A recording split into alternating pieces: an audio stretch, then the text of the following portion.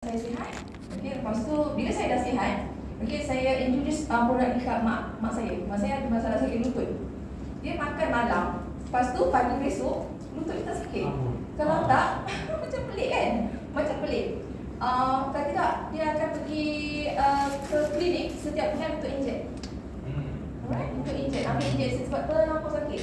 Tapi bila dia makan produk solar ni, alhamdulillah, dah tak perlu injek dah.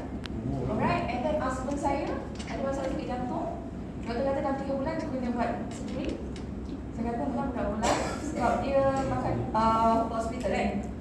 Kena beli 1 bulan kos dia RM1,000 lebih. Right? So produk bulan baru dalam RM200 lebih.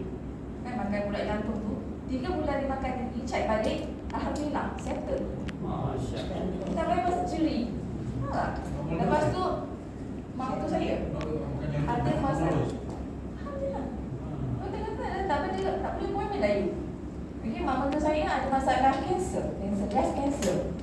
Sama juga saya introduce bagi makan 3 bulan, pergi balik, doktor buat radioterapi, masuk radioaktif semua tu kan, clear, bebas kanser. Betul. Lepas 3 bulan tau. Lepas tu kawan saya pula, dia kata klien husband saya semasa cuci kereta, okay, semasa cuci kereta tiba-tiba kena skiptis, tak boleh bangun. Cuci kereta. Lepas tu dah pergi hospital, laser semua kan, sedih pun tak boleh bangun. Kita bagi, saya introduce bagi makan Lenovo. So dia makan Lenovo, BPJS dengan this, kan.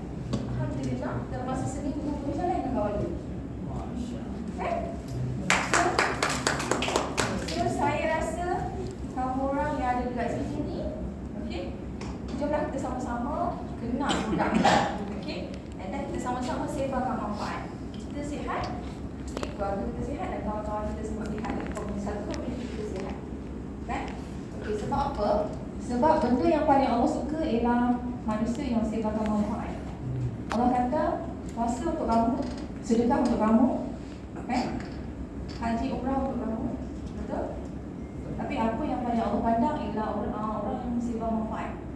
So kalau kita sihatkan orang tu ibadah pun alhamdulillah kan bertambah baik. So itu yang Allah suka. Doa dia tu. Right?